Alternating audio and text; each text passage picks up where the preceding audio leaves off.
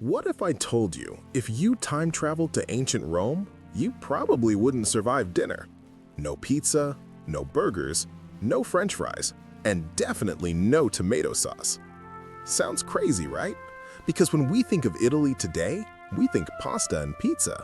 But back in the days of the Roman Empire, tomatoes didn't even exist in Europe. Yeah, let that sink in. Tomatoes came from the Americas over 1,400 years later. So, no spaghetti marinara, no pepperoni pizza, nothing.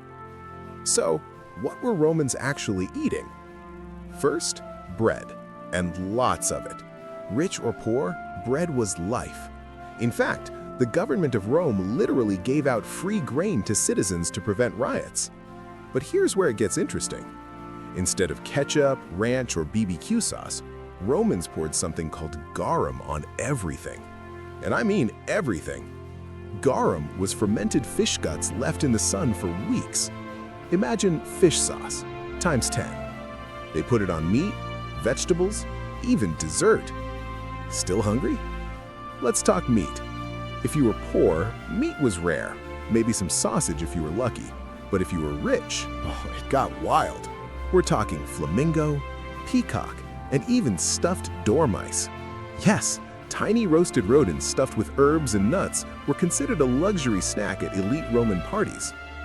These massive feasts were common among the wealthy during the height of the Pax Romana, a time of peace and prosperity when the empire was at its peak.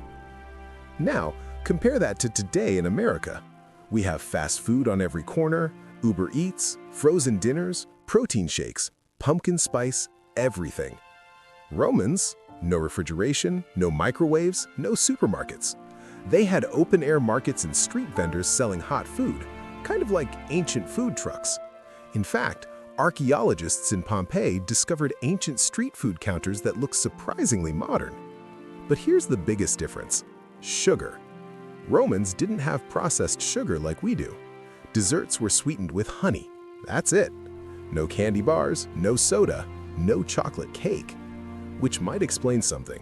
Despite all the bread and wine, obesity was far less common than it is in modern America. So, here's the question. Would you rather eat like a wealthy Roman at a crazy imperial feast, or stick with modern burgers, fries, and milkshakes? Comment Rome if you'd try ancient food. Comment modern if you're keeping your pizza. And hit like if you just learned something that totally changed how you see history.